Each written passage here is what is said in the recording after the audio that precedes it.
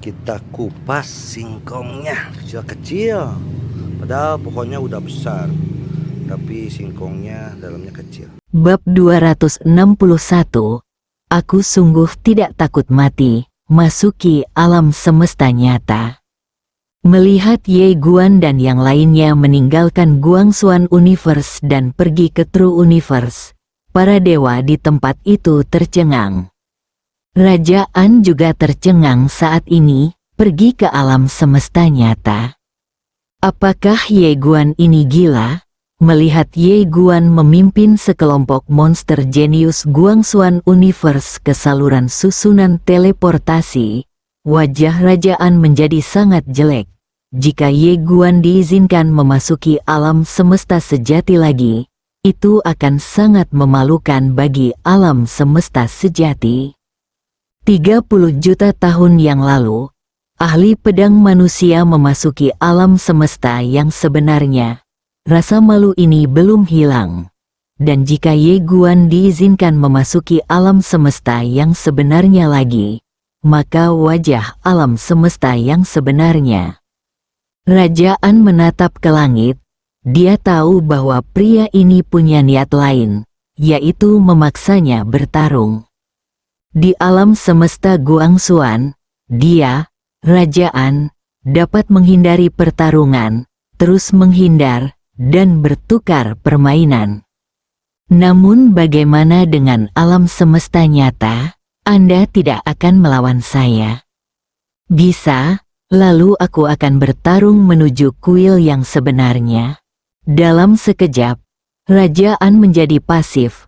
Raja An tiba-tiba tertawa. Bagus, Ye Guan yang hebat, berani, banyak akal, berdarah-darah, sangat baik.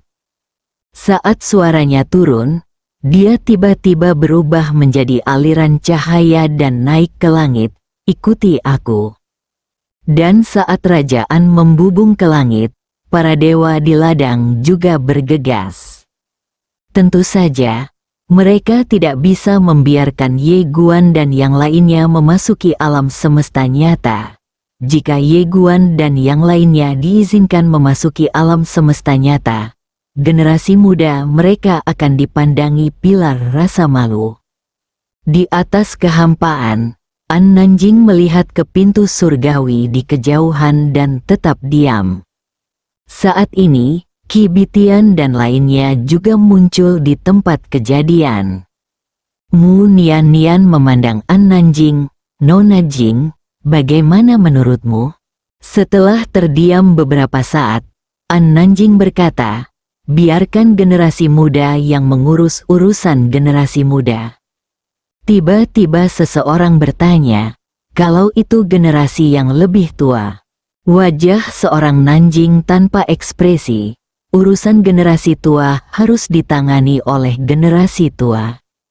Semua orang mengangguk.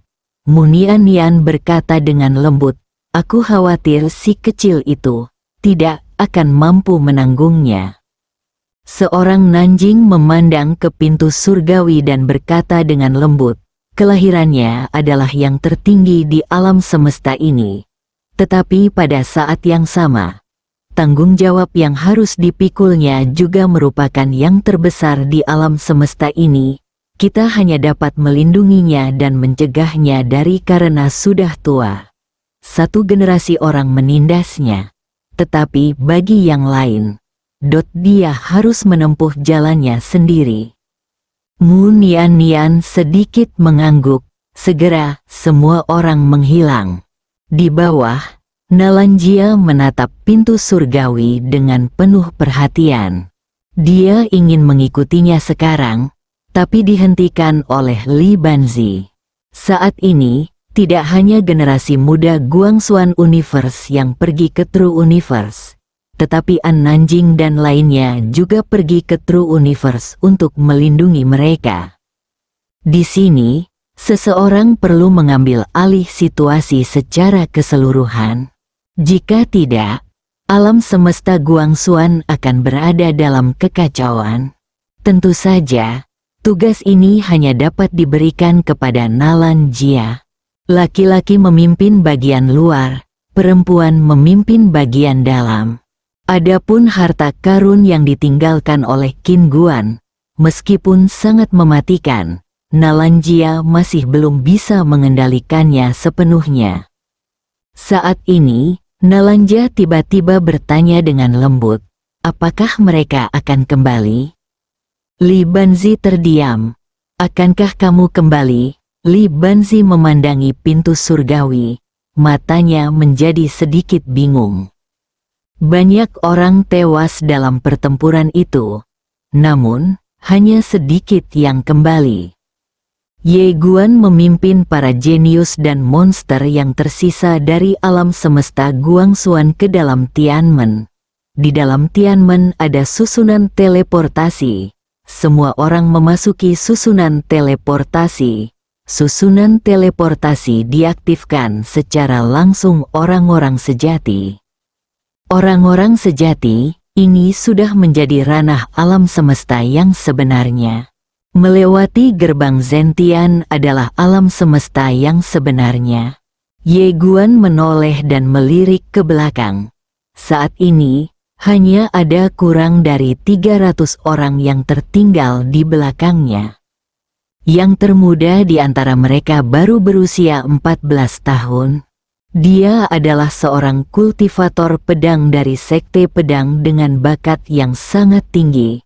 Dia sekarang adalah kaisar pedang, dan dia juga seorang kaisar pedang agung, dengan potensi tak terbatas. Wajah pemuda itu belum dewasa dan sedikit pucat, dan tangan yang memegang pedang sedikit gemetar.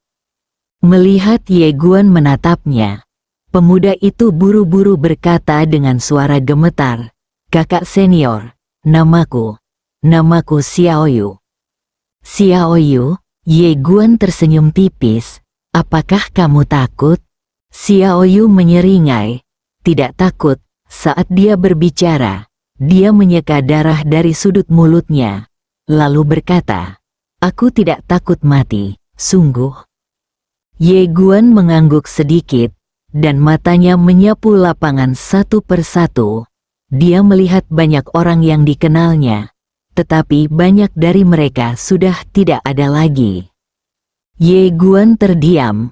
Ada suatu masa ketika dia tidak dapat memahami betapa sulitnya ayahnya melindungi alam semesta ini. Baru pada saat inilah dia sangat merasakan beratnya beban menjaga alam semesta Guangxuan ini. Tapi tidak mungkin, seseorang harus maju. Ye Guan menarik napas dalam-dalam dan berbalik. Dia melihat tidak jauh. Di depan gerbang Zentian, ada puluhan ribu pilar batu, dan orang-orang padat tergantung di setiap pilar batu. Mereka semua adalah orang-orang yang memahami alam semesta yang misterius. Inilah nenek moyang yang menyerang alam semesta sebenarnya saat itu. Semuanya digantung di sini. Ye Guan memimpin semua orang ke pilar batu. Dia melihat orang-orang yang tergantung di atas, dan matanya perlahan menjadi sedikit lembab. Semua orang di lapangan terdiam. Di pilar batu, ada banyak orang yang pernah mereka dengar sebelumnya. Tapi sekarang, mereka telah melihat dewa yang sebenarnya. Mereka hanya tahu bahwa pertempuran saat itu tragis, tetapi mereka tidak tahu betapa tragisnya pertempuran itu. Sekarang setelah mereka melihat mayat leluhur ini, mereka tahu betapa tragisnya pertempuran itu. Ye Guan memandangi leluhur yang digantung dan berbisik di dalam hatinya, "Tuan Ta, pertempuran ayah saat itu, apakah kamu juga terlibat?" Xiao Ta berkata, berpartisipasi. Ye Guan memegang erat pedang Xingdao di tangannya. "Tuan Ta, saya merasa beban ini sangat berat." Xiao Ta terdiam. 3 generasi keluarga yang masing-masing memiliki kesulitannya sendiri. Ye Guangwang tampaknya berada di puncaknya ketika dia debut, tetapi musuh-musuhnya juga berada di puncaknya segera setelah mereka debut. Master pedang baju hijau dan master pedang manusia setidaknya masih punya waktu untuk berkembang dan perlahan meningkat di kehidupan selanjutnya. Tapi generasi ini benar-benar mencapai puncaknya sejak awal. Apalagi dari dulu sampai sekarang, hampir tidak pernah berhenti. Anda tahu, ketika Master Pedang King San dan Master Pedang Manusia berusia 17 tahun, orang-orang yang mereka hadapi adalah makhluk tingkat terendah. Xiao Ta menghela nafas sekarang. Sejak awal, Ye Guan takut akan mengikuti jalan yang sama dengan generasi sebelumnya, tetapi mengabaikan musuhnya saat ini. Beban ini sungguh berat. Saat ini, Bawan tiba-tiba muncul di samping Ye Guan. Dia menarik lengan baju Ye Guan dan berkata, "Aku akan membunuhnya." Terbunuh, Ye Guan tertegun, lalu menatap Bawan. Ada darah di wajah Bawan. Bawan memandang Ye Guan. "Tadi aku kurang makan. Kalau tidak, aku akan memukulinya sampai mati, sungguh." Ye Guan terdiam. Terkejut di hatiku, yang kedua dalam daftar terbunuh oleh 8 mangkuk seperti ini. Sejujurnya, dia masih sangat kaget. Setelah terkejut, Ye Guan tersenyum tipis dan berkata, "Setelah pertempuran ini, aku akan memasak untukmu, oke?" Bawan menyeringai. "Oke." Ye Guan tertawa dan berkata dalam hatinya, "Tuan Ta, saya hanya punya satu permintaan. Jika saya mati di sini dalam pertempuran, Anda dan senior Anda akan menyelamatkan gadis ini dari 8 mangkuk. Saya akan membawanya keluar. Saya hanya ingin dia untuk melihat dunia luar. Saya tidak ingin memanfaatkannya, dan bukan tanggung jawabnya untuk melindungi Guangxuan Universe." Setelah Xiao Ta terdiam beberapa saat, dia berkata, "Oke." Bawan melirik ke arah Ye Guan, lalu ke perut Ye Guan. Ada sedikit keraguan di matanya. Di Xiao Ta tiba-tiba berkata, "Apakah dia mendengarku?" Suara misterius itu berkata, Bagaimana menurutmu?" Xiao Ta terdiam. Asal-muasal gadis 8 mangkuk ini sungguh misterius. Pada saat ini, Rajaan tiba-tiba muncul di depan gerbang Zentian, dan di belakang Rajaan, ada banyak sekali orang dari para dewa. Rajaan memandang pemimpin Ye Guan dan tidak berkata apa-apa. Pada titik ini, tidak ada gunanya mengatakan apapun. Karena apakah itu alam semesta nyata atau alam semesta Guangxuan, tidak ada jalan keluar. Hanya ada satu pertempuran. Ye Guan memegang pedang Xingdao dan memandang Rajaan. "Semuanya, karena kamu di sini, tolong bunuh aku. Bunuh secepat mungkin." Di belakang Ye Guan, semua orang berseru serempak. Ye Guan berteriak, "Kian Kian!" Tiba-tiba, auman naga bergema di seluruh dunia, dan saat berikutnya, seberkas cahaya putih masuk ke alis Ye Guan. Fusi lagi, ledakan, saat Ao Kian Kian menghilang ke dalam tubuh Ye Guan, aura Ye Guan tiba-tiba melonjak dengan liar. Dalam sekejap mata, dia dipromosikan dari alam kesengsaraan ilahi ke alam abadi duniawi. Setelah mencapai alam abadi duniawi, kekuatan pedang yang dipancarkan oleh Ye Guan secara langsung mencapai ketinggian yang belum pernah terjadi sebelumnya. Melihat pemandangan ini, ekspresi para dewa di kejauhan tiba-tiba menjadi sangat serius. Apa kelemahan terbesar Ye Guan? Itu adalah dunia nyata. Pada saat ini, segera setelah dia bergabung dengan naga ini, wilayahnya langsung ditingkatkan ke alam keabadian manusia. Peningkatan alam secara langsung menutupi kekurangannya sendiri pertahanan dengan Ao Kian Kian. Semua kekurangannya hilang, Dia juga memegang pedang tiada taraf di tangannya. Semua dewa memandang Ye Guan dan diam. Mereka tahu bahwa Ye Guan sekarang setara dengan keberadaan yang tak terkalahkan. Rajaan tiba-tiba memandang seorang wanita di sampingnya. Di mana yang pertama dalam daftar? Nomor 1 dalam daftar. Sejauh ini, belum ada seorang pun di peringkat seni bela diri sejati alam semesta yang muncul.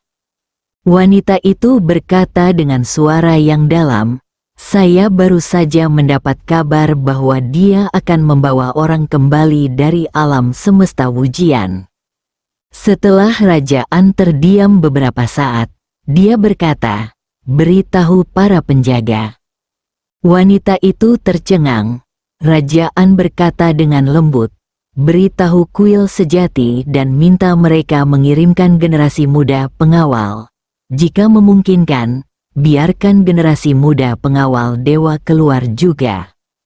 Mendengar ini, ekspresi wanita itu tiba-tiba berubah drastis, dan dia berkata dengan suara gemetar, "Pangeran An." Rajaan memandang Ye Guan dari kejauhan dan berkata dengan lembut, "Beritahu Perdana Menteri Zuo untuk berhati-hati terhadap pemilik pedang dewa di tangan Ye Guan, dan minta dia untuk membawa kembali pasukan ekspedisi untuk mencegah kejadian tak terduga." Apalagi yang ingin dikatakan wanita itu? Rajaan perlahan menutup matanya. "Ikuti perintahmu dan jangan bicara omong kosong." Wanita itu segera tidak berani mengatakan apapun dan diam-diam mundur. Setelah wanita itu mundur, Rajaan tiba-tiba membuka matanya. Dia menatap Ye Guan, yang tidak jauh darinya, dan berkata sambil tersenyum, "Tuan Ye, Anda pasti sudah lama ingin membunuh saya, bukan? Mengapa bukankah kita bertarung sampai mati hari ini?" Ye Guan memandang Rajaan. Kamu ingin menunda waktu, Rajaan tersenyum dan berkata, "Sejujurnya, aku sangat mengagumimu." Ye Guan berjalan menuju Rajaan dengan pedang di tangannya tanpa mengucapkan sepatah kata pun. Karena dia tahu wanita ini mengulur waktu, dan tujuannya kali ini adalah untuk membawa semua orang ke alam semesta yang sebenarnya. Mengapa alam semesta yang sebenarnya bisa datang untuk mengamati alam semesta yang misterius? Tetapi saya, yang mengamati alam semesta yang misterius, tidak dapat pergi ke alam semesta yang sebenarnya. Kau bisa datang, aku juga bisa pergi. Dia juga ingin membiarkan alam semesta nyata terasa diserang. Rajaan menatap Ye Guan, dengan senyuman masih di wajahnya. Tertawa, Ye Guan tiba-tiba menghilang dari tempatnya. Rajaan menyipitkan matanya sedikit, dan saat berikutnya, ledakan, tubuhnya tiba-tiba terbakar, dan aura kuat tiba-tiba naik ke langit, langsung mengguncang semua orang di lapangan kembali. Semua orang terkejut, Rajaan ini benar-benar membakar tubuhnya. Rajaan ditinju, segel tinju yang menyala-nyala menyapu dan mengguncang langit. Namun, bahkan pukulan mengerikan ini masih tidak mampu menghentikan pedang Ye Guan. Tertawa, pedang Ye Guan dengan paksa memotong segel tinju api setinggi 10.000 kaki menjadi beberapa bagian, dan kemudian dengan kilatan cahaya pedang, dia menebas langsung ke arah Rajaan. Melihat pemandangan ini, Rajaan melihat pedang Xingdao di tangan Ye Guan. Dia terdiam sejenak dan mengepalkan tangan kanannya erat-erat.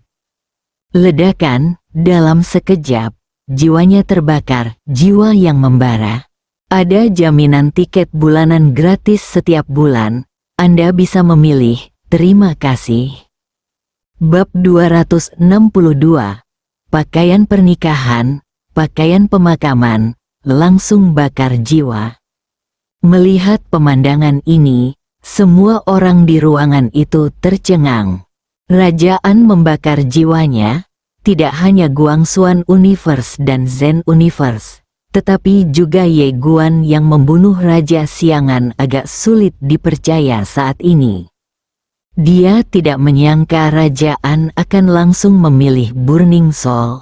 Sangat menentukan, setelah Ye Guan terkejut, matanya menjadi dingin. Dia memegang pedang Xingdao di tangan kanannya dan dengan panik melepaskan kekuatan pedangnya, niat pedang, dan jiwa pedangnya. Menghadapi rajaan ini, bagaimana dia berani meremehkannya? Wanita ini menakutkan baik dalam kekuatan maupun kecerdasan. Dan saat Wang An membakar jiwanya, auranya tiba-tiba menjadi sangat menakutkan. Pada saat ini, Rajaan, yang sedang membara dengan jiwanya, tiba-tiba mengambil langkah ke depan, lalu merentangkan telapak tangannya dan menekan ke depan dengan lembut, tekanan King Qiu Inia. Ledakan, dengan tekanan ini, kekuatan mengerikan keluar dari telapak tangannya. Kekuatan dimensi, begitu kekuatan ini muncul, ekspresi Ye Guan langsung menjadi serius, dan dia merasakan kekuatan penindasan yang belum pernah terjadi sebelumnya. Tertawa, namun, bahkan kekuatan dimensi ini tidak dapat menahan pedang berjalan Ye Guan. Dapat menghancurkan semua kekuatan di dunia.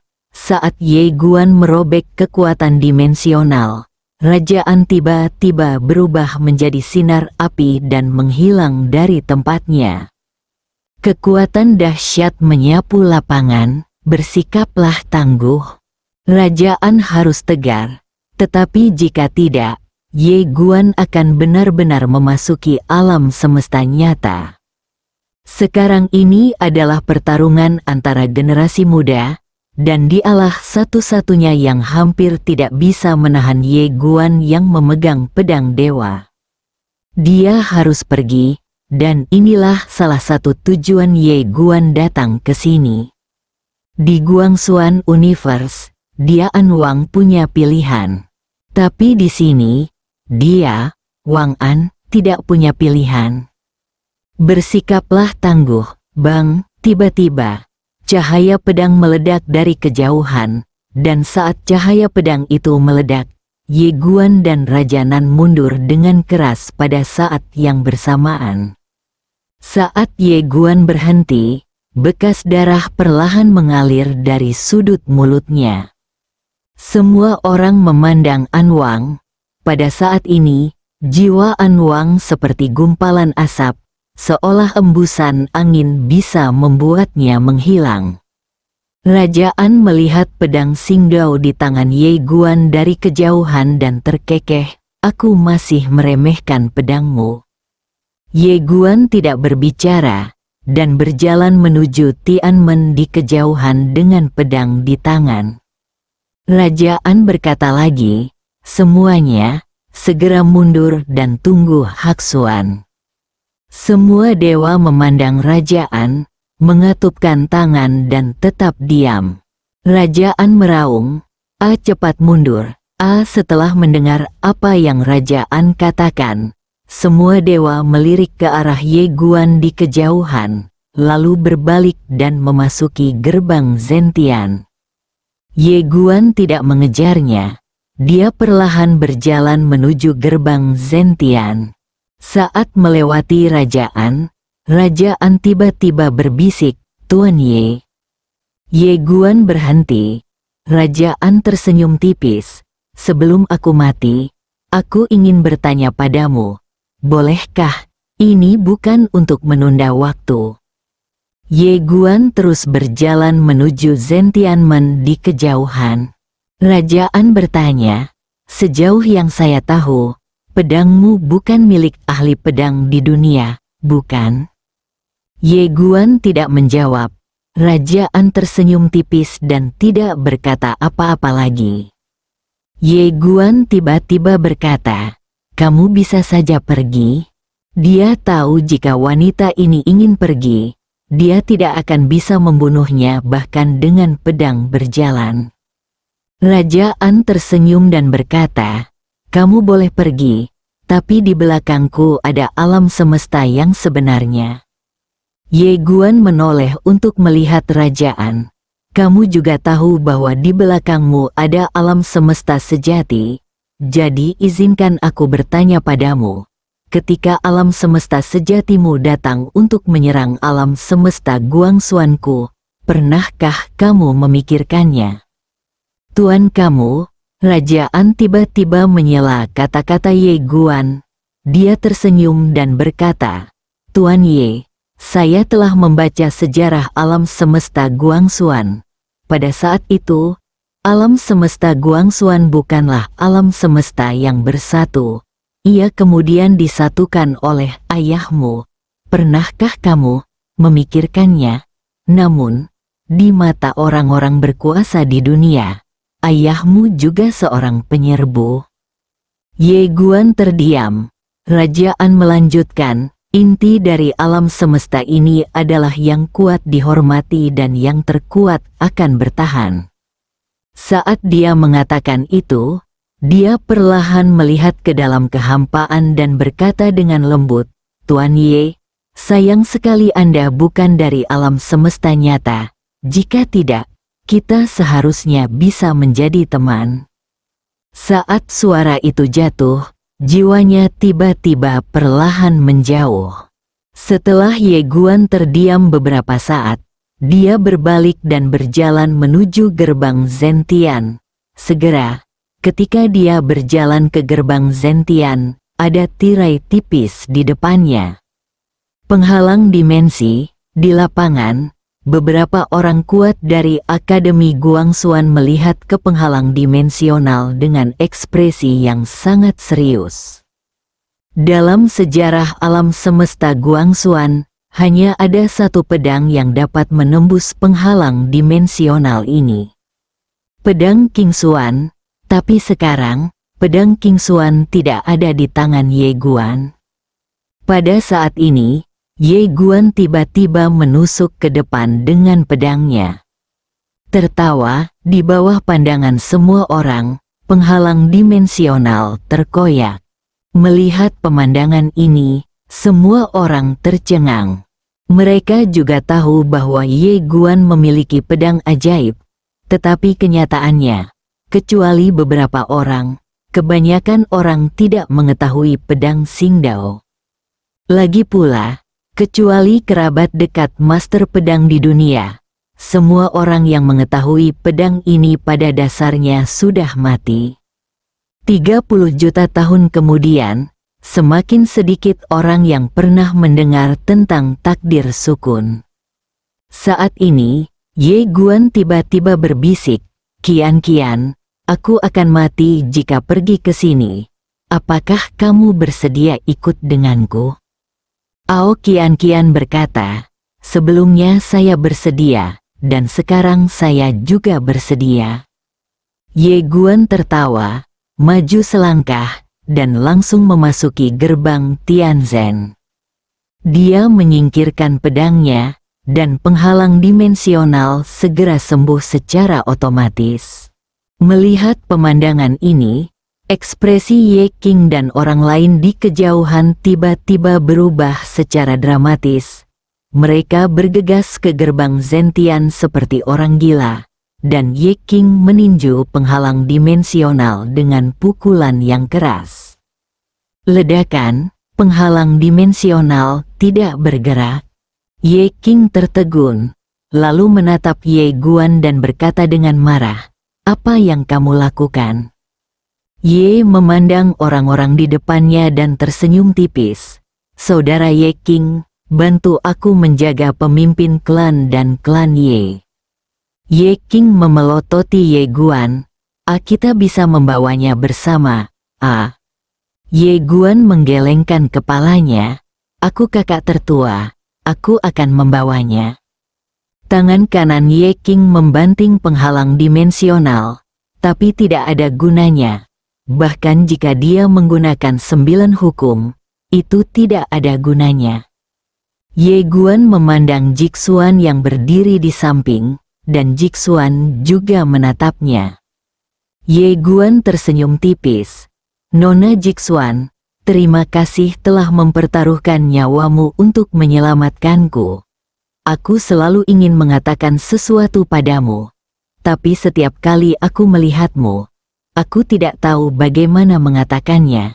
Bagaimanapun, senang bertemu denganmu. Mendengar perkataan Ye Guan, air mata tiba-tiba mengalir dari mata Jixuan. Beberapa hal tidak dapat dikendalikan, seperti air mata. Masih punya hati, Ye Guan menoleh untuk melihat ke arah Nanling Yi, yang berdiri di samping, dan dia tersenyum tipis. Kakak senior, aku selalu ingin membawa master ke akademi, tapi aku sangat sibuk. Ada banyak hal untuk aku harus melakukan. Nanling tersenyum tipis dan berkata, adik laki-laki, aku sangat pandai bertarung sekarang. Aku akan pergi bersamamu, oke? Ye Guan menggelengkan kepalanya dan melirik semua orang yang hadir. Akhirnya, matanya tertuju pada Xiao Yu, pendekar pedang termuda. Dia tersenyum sedikit dan berkata, bawa dia pulang, bawa pulang semua leluhur di pilar batu, semuanya, kita akan melakukannya. Setelah mengatakan ini, dia tersenyum, lalu berbalik dan menghilang tidak jauh dari cahaya pedang. Semua orang membeku di tempatnya. Pada saat ini, sebuah suara tiba-tiba terdengar dari lapangan, tunggu. Semua orang melihat sekeliling ketika mereka mendengar suara itu, dan melihat seorang wanita membawa mangkuk besar bergegas menuju Tianmen di kejauhan. Tepatnya 8 mangkuk. Bawan memandang Ye Guan, yang akan menghilang di kejauhan, dan sangat cemas. Beras, masih ada 10 panci nasi tersisa untuk dimasak untuknya. Bagaimana ini bisa hilang? Terlebih lagi, dia tidak membawanya bersamanya. Ingin gagal bayar utang Anda? Bagaimana ini bisa dilakukan? Di mata semua orang, Bawan langsung menuju ke penghalang dimensional. Ekspresi semua orang berubah drastis, dan mereka hendak menghentikannya. Tapi saat berikutnya, Bawan justru mengabaikan penghalang dimensional dan bergegas masuk. Melihat pemandangan ini, semua orang tercengang. Masuk. Pada saat ini, Nasi Tongtian tiba-tiba menghampiri Xian Zong dan berkata, Saudara Xian Zong, Anda adalah seorang praktisi fisik. Jika Anda menabraknya, Anda mungkin bisa masuk. Xuan Zong melirik si Tongtian. Dia tidak terlalu mengenal si Tongtian. Namun, dia melihat si Tongtian memanggil Ye Guan saudara, dan Ye Guan tidak membantah. Jadi, dia mengangguk sedikit, saya akan mencoba. Saat dia berbicara, dia tiba-tiba bergegas ke depan dan menabrak penghalang dimensional. Ledakan di bawah pandangan semua orang, Han Zong langsung terlempar. Kali ini, dia terbang ratusan kaki jauhnya. Kepalanya patah dan wajahnya berlumuran darah. Melihat pemandangan ini, kelopak mata si Tongtian bergerak-gerak, lalu buru-buru bersembunyi. Tidak jauh dari situ, kepala Xuan Zong berdengung. Di lapangan, semua orang melihat ke penghalang dimensional dan terdiam. Xuan Zong adalah seorang praktisi fisik dan memiliki kekuatan tak terbatas. Namun, tabrakannya barusan tidak mampu mengguncang penghalang dimensional sama sekali. Jelas sekali, ini bukanlah sesuatu yang bisa mereka hancurkan. Pada saat ini, Ye King tiba-tiba menggunakan 9 hukum. Dia mengerahkan semua kekuatan hukum, dan kemudian menyerang dengan seluruh kekuatannya. Ledakan, kekuatan mengerikan meletus dari penghalang dimensional. Kekuatan kuat itu langsung mengguncang Ye King ratusan kaki jauhnya. Tapi penghalang dimensional tidak rusak sama sekali. Melihat pemandangan ini, ekspresi semua orang menjadi gelap. Ye King menatap penghalang dimensional dengan wajah yang sangat jelek. Dia akan mengambil tindakan lagi. Pada saat ini, tuannya tiba-tiba berkata dengan lembut, "Ini bukanlah sesuatu yang bisa kamu hancurkan. Bahkan aku tidak bisa menghilangkan penghalang dimensional ini." Ye King mengepalkan tangannya dan tetap diam. Pada saat ini, cahaya berdarah tiba-tiba muncul di lapangan. Saat cahaya berdarah ini muncul, ekspresi semua orang di lapangan berubah drastis. Seorang wanita tiba-tiba bergegas menuju penghalang kosmik. Dia melambaikan lengan bajunya dan memukul penghalang dimensional dengan pena. Tertawa, sebuah goresan pena langsung merobek penghalang kosmik, dan saat berikutnya, dia berubah menjadi cahaya berdarah dan bergegas masuk. Penghalang dimensional sembuh di tempatnya. Semua orang di lapangan bingung. Sangat mudah untuk masuk. Setelah sekian lama, semua orang di tempat tersebut melihat penghalang dimensional di kejauhan dan tetap diam. Ye Guan memasuki alam semesta nyata sendirian. Bisakah dia kembali hidup? Di medan perang Suzhen, seorang wanita berdiri di menara Babel. Dia memandang ke langit di kejauhan, diam.